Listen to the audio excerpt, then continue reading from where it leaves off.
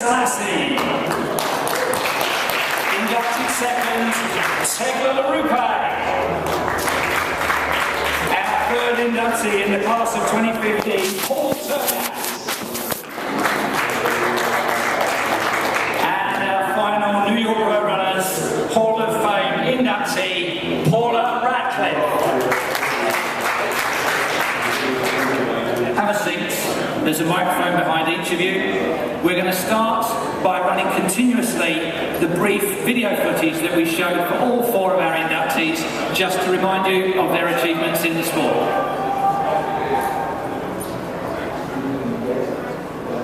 Since 2006, the world marathon record has fallen 6 times in the city of Berlin. 2 of those were thanks to Haile Gebrselassie. The Ethiopian superstar's first record-breaking performance came in September 2007, when he finished in 2:04.26. The win marked Gebrselassie' second consecutive victory in the German capital, and it set the stage for more than just a three-peat. On September 28, 2008, Haile became the first man in history to run a sub-2:04. He did so by 1 second, finishing in 2:03.59. Dubbed the smiling assassin for his cheerful disposition, by the time Haile officially retired from competitive running at the age of 42, he'd won 2 Olympic gold medals, 8 IF world titles, and set more than 24 world indoor and outdoor records. He continues to mentor young runners and contribute to the world of distance running, smiling all the way. Tegla Loroupe, a true pioneer. In 1994, Kenyan runner Tegla Loroupe squared off against the strongest field of female runners in the world at the New York City Marathon. By the end of the day, she bested them all to become the first African woman to win in a major marathon. Measuring only 4 feet 11 inches tall, Loroupe was a global powerhouse, taking first place in New York City again in 1995, and going on to break the world record in Rotterdam in 1998 and Berlin in 1999. She also won marathons in London, Rome and Lausanne. Since founding the Tegla Loroupe Peace Foundation in 2003, she's devoted much of her time to ending conflict and crusading for peace and women's rights around the world. Tegla Loroupe, a true pioneer. When he came to New York City in 2005, Kenyan Tergat was the world record holder from his astounding 2003 victory in Berlin. That win in Germany at 2 hours 4 minutes 55 seconds was the first sub-2:05 marathon in history. His race at the 2005 New York City Marathon was close and came down to a thrilling duel in which he outkicked South Africa's Hendrik Ramala by mere inches to take first place. Marathoning for Tergat followed an extraordinarily successful career at shorter distances, with 5 consecutive IF World Cross Country Championship titles and 2 Olympic silver medals at 10,000 meters. Retired now from racing, Paul has continued with the humanitarian work that he began in 2004, when the UN named him a World Food Programme Ambassador against hunger. He remains a living legend and beloved public figure. Paula Tergat, a representative for distance running.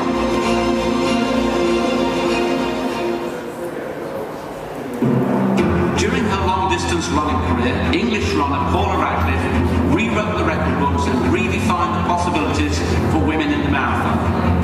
A 3-time winner of the London Marathon, a 2003 finish of 2 hours, 15 minutes and 25 seconds remains, to this day, the women's world record.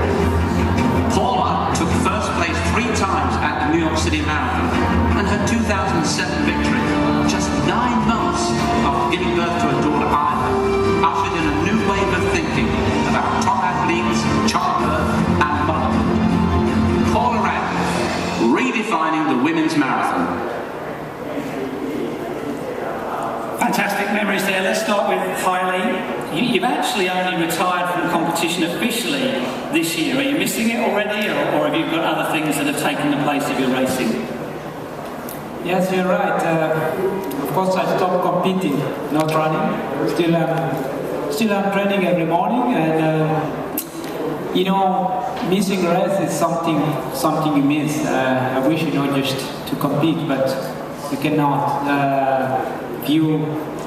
If you cannot go to top 3 or whatever, it's better not. And, I'm doing okay now. I'm fine. Training there, other business. That's fine. If you and Paul Tergat were boxers, you'd probably hate each other because you've had incredibly close duels, you're from rival nations, and yet you've got a friendship that transcends all of that, haven't you? Yeah, me and Paul, well, actually, if you look at him, you know, just he's okay.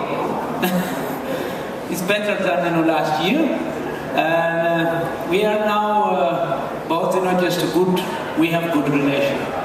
Used to be a good relation, but now it's better. and for all those world records and those world titles, you've had more than anybody else in history. Would you have traded one of them to have won here in New York in the marathon? Is that a gap on your career? It is.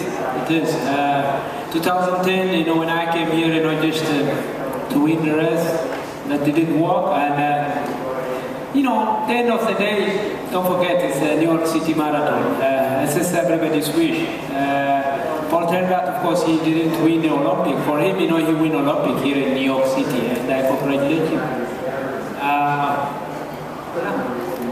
These days, you seem to own most of Addis Ababa. Most of the big buildings that have gone up have been yours. You employ a lot of people. You've got a great interest in furthering your country. Might you ever run for president in Ethiopia? Is that possible? For me, everything is possible. You never know. I didn't own, you know, just the whole city, but I have, you know, small things, and I'm trying to improve all those. You know, the business is not, I mean, the one. When you do business, it's not only like athletics and myself and the coach and very few people around, my manager and so on and so on. But in business, you work and dealing with 1,000 people.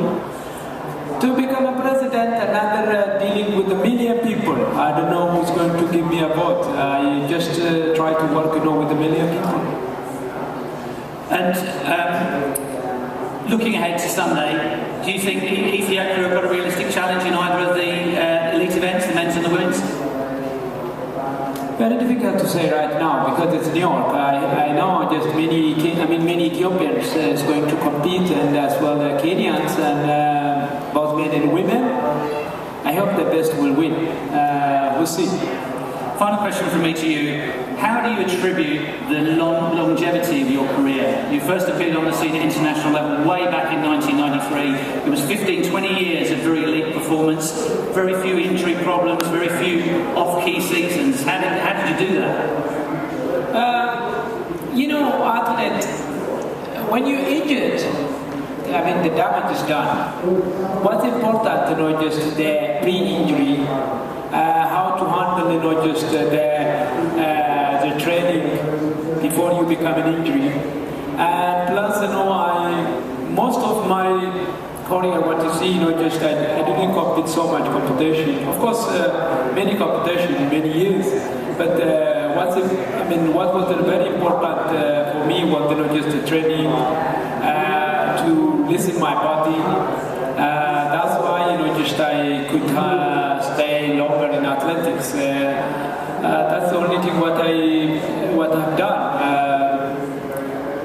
Thanks to God, you know, injuries damage, you know, just whole of your career. Of course, I had a few surgery, but that was not for a long time. Whatever it is, you know, just I'm very happy. Plus, don't forget, you know, just my wife with me, you know, just she's the one to handle the whole things, what I need after the race and before the race and before training as well. We should just mention that you're also honoured with the Bibi Bikila Award here today by New York Roadrunners. He was well before your time, but were stories of Bikila and Mira Shifter things that inspired you as a young athlete? Exactly. For me, as you know, just Bibi Bikila died, you know, a year before I was born. But just his news was there. I grew just with his news. Still, Haile Gebrselassie is still just a big news for all of us. I mean, in Ethiopia, if you ask just a small boy or a girl, they can tell you about Haile Gebrselassie. He's not only a legend. For us, he's just a person who brought us in this world. Haile Gebrselassie is the person who brought Haile Gebrselassie here in New York and everything what I achieved. Of course, I started in athletics, just to be like a Bruce Iftar. But Haile Gebrselassie was there still. I'm still there. And today, when I received this award, what a wonderful, and I'm so happy. Well, congratulations on both awards. Let's turn to Tegla now. When you won in 1994 here, you were the first African woman to win a major marathon title on the road. Were you conscious of that at the time? We regard Kenyan success in women's races as so normal now, but you were the first. Was there any pressure or unusual expectation? Well, by that time, I did not have any pressure because I wanted to run the New York Marathon, and therefore it happened that I won. And then, of course, you know that when you come for the second time, you have pressure on your shoulders. Because I was thinking, now, am I going to defend my title? And what about the social pressure on you as a female runner in Kenya? You're one of 25 children because your father had multiple wives. He didn't want you to go into running, and you did with success. How difficult was that? Well, I didn't feel any pressure because I'm just a social person. So all the pressure, I just ignore the pressure and I say this is another event, this is my family. So I was wanting also to help other women, and therefore to make sure that our community realize that a woman can do something more than what men can do, and therefore that's why I did not have any pressure.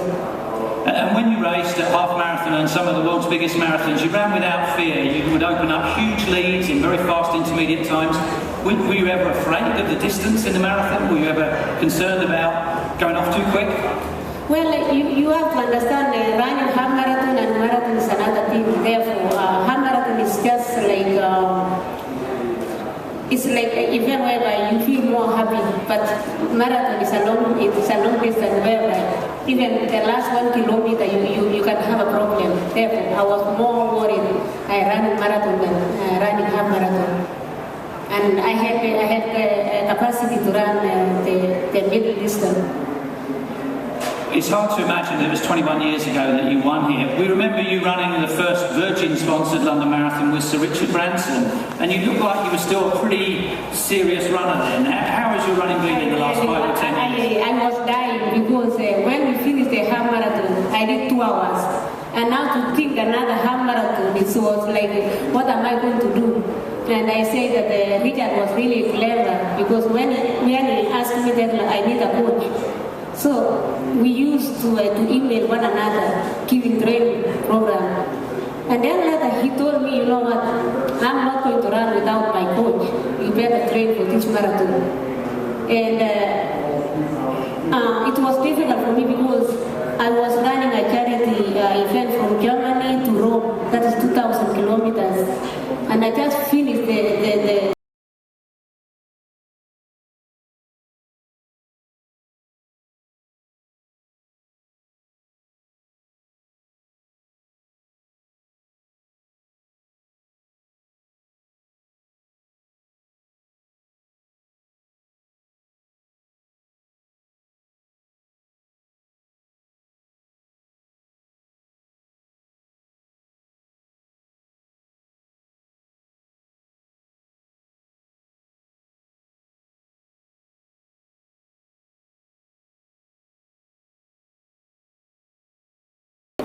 We should set up our little Hall of Fame virtual race here. So if you had to line up, if somebody handed you your kit on Sunday and you had to race, what time would you predict for yourself? Start with Haile.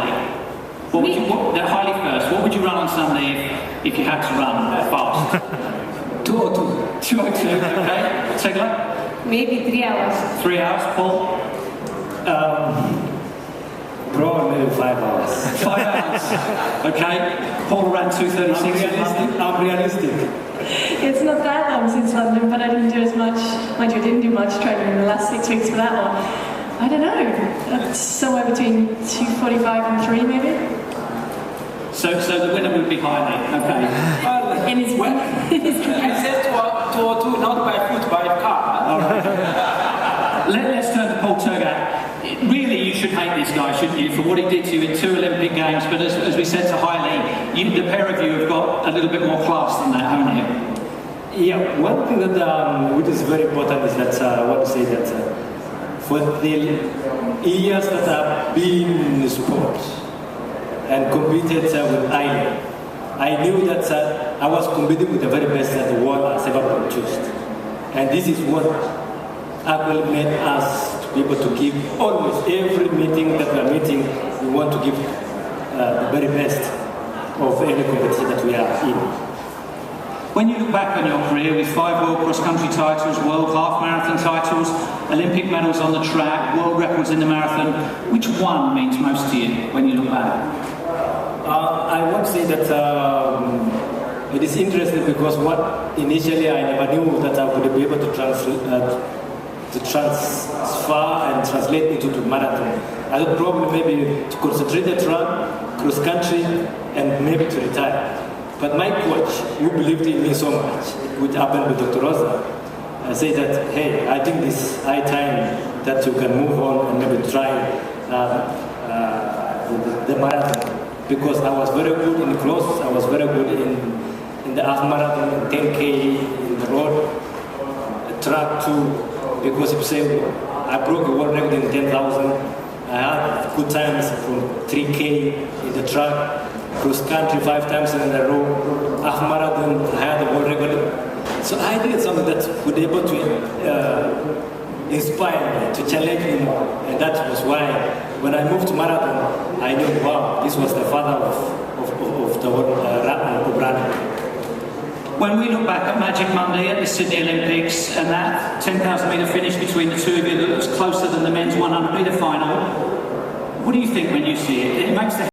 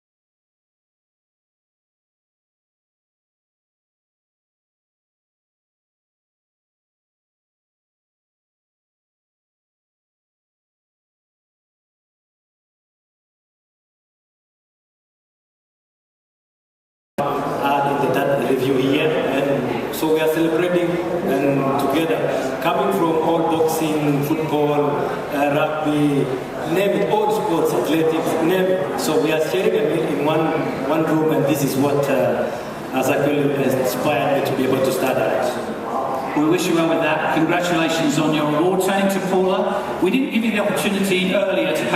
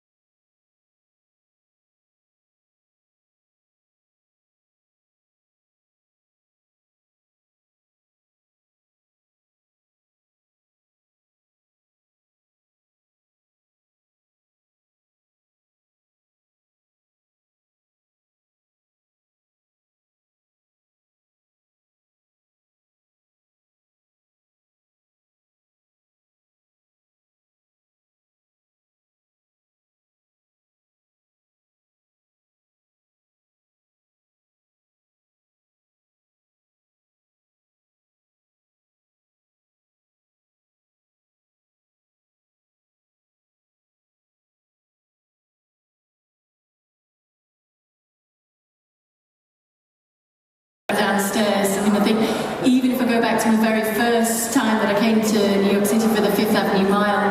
That was coming off the back of just missing out on a medal at the World Championships on the track, and then that went on for the next 2 years. But I came here and I was able to win on the roads and to experience the magic of racing on the roads in New York City and just the magic of New York City. And I remember my first training run in Central Park, and we'd arrived late on Saturday evening, went out for a run, and we thought we'd run into the middle of a race, and it was actually just a regular Sunday morning in Central Park. And it's a city that gets running, and it's a city that really gets behind it, and you can feel the magic take over around any of the big events, but especially around the marathon. And your showreel said defining what's possible for mums, and some of your best runs have been off the back of your children here in New York. That's been a pretty good phase of your career post-childbirth.